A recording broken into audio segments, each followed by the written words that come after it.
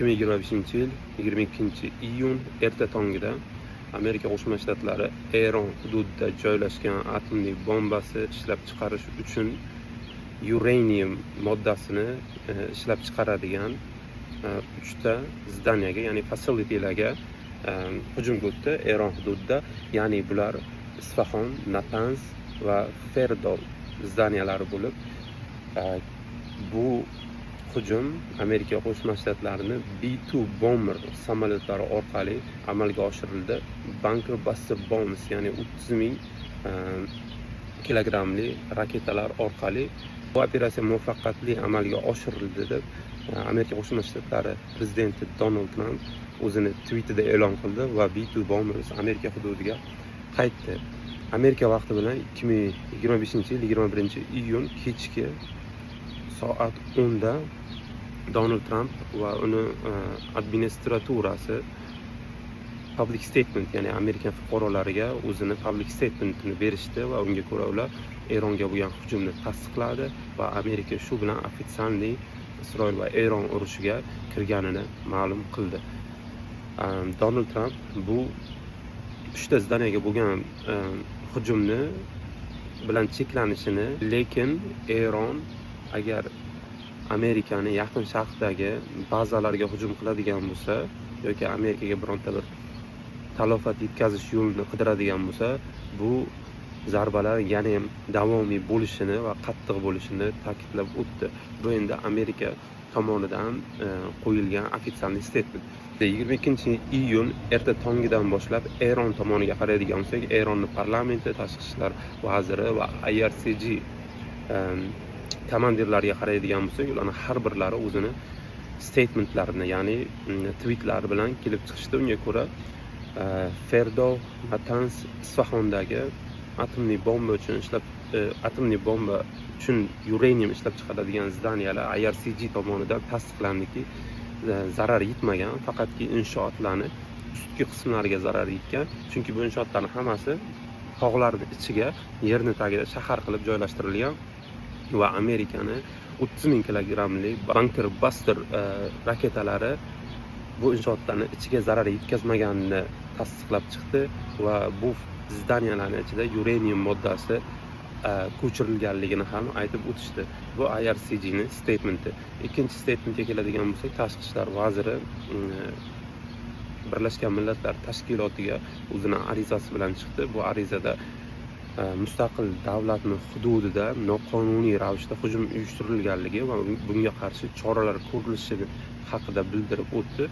Endi Eronning o'zini parlamentga keladigan bo'lsak, Eronning parlamenti Strait of Hormuz Golf ko'lfazida joylashgan, ya'ni Strait of Hormuz Fors ko'lfazini yopadigan yo'l. Xuddi o'sha Qizil dengizda Yamanliklar Isroilning kemalarini qanday taqiqlab qo'yadigan bo'lsa, xuddi Fors ko'lfazida ham Eron hozir shunaqa bir operatsiyani uyushtirmoqchiki, shunaqa bir Strait of Hormuz yo'nalishi bor. Shuni yopish bilan parlament o'z ovozi bilan chiqdi. Endi bu faqat o'sha supreme leader Ayatulloh Xomeyniyga qo'lida qoldi. Agar Ayatulloh Xomeyniy buni tasdiqlaydigan bo'lsa, Strait of Hormuz yopiladi. Strait of Hormuz yopilgandan keyin g'arb davlatlarga ketadigan hamma neftlar to'xtash boshlanadi. Endi buni eng katta zarari albatta g'arb davlatlari, Amerika Qo'shma Shtatlari, keyin Amerika Qo'shma Shtatlariga davlatini bir burchagini bergan arab davlatlariga ziyoni katta bo'ladi. Bularning ichida albatta Qatar, Bahrayn, Oman, Saudiya Arabistoni, keyin Birlashgan Arab Amirliklari kiradi. Mana shu voqeliklar bo'lib turgan bir vaqtda Eron va Isroil urushi hali ham davom etmoqda. Isroil Tehron va uni yaqin atrofidagi shaharlar bilan dronlar orqali hujumga o'tmoqda va Eronni ham shu 22-iyun erta tongida ko'rishimiz mumkin. Ballistik missile, hypersonic missillarni, ya'ni raketalarni yo'llagan, Isroilga katta talofat yetkazayotganini ko'rib o'tishimiz mumkin.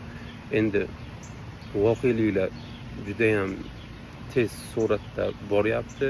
ya'ni urush bo'lgan vaqtda ikki davlat o'rtasida urush bo'lsa, o'rtada escalation dominance degan faktor o'ynaydi. Ya'ni escalation dominance degani bir davlat ikkinchi davlat hududiga hujumga o'tgan vaqtda, masalan, 10 ta raketa bilan keyingi davlat 20 ta raketa otadi. Undan keyingisi 30 ta raketa, 40 ta raketa qilib, mana shunaqa escalation dominance degan narsa bor urushda.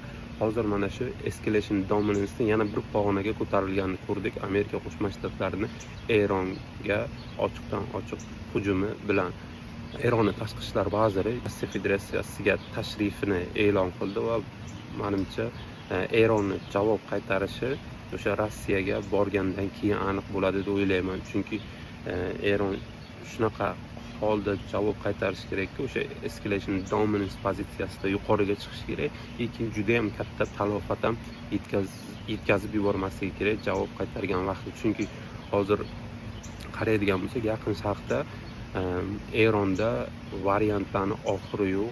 O'sha Amerikani harbiy bazalar deymizmi yoki Amerikaga tegishli narsalarning soni ko'pligidan Eronda juda ham ko'p variantlar bor. Xohlagan variantlarini tanlab, o'shalardan bittasini amalga oshirsa bo'ladi. Ya'ni iqtisodiy tomondan neft yo'lini yopib qo'ysa bo'ladi, Strait of Hormuz'ni yopib yoki o'sha arab davlatlarida joylashgan Amerikani bazalarini ursa bo'ladi. Variant juda ham ko'p. Endi bir yana keladigan kunlarda, soatlarda bilamiz Eronning javobini qanchalik kuchli bo'lishini va qay tarzda javob qaytarishini.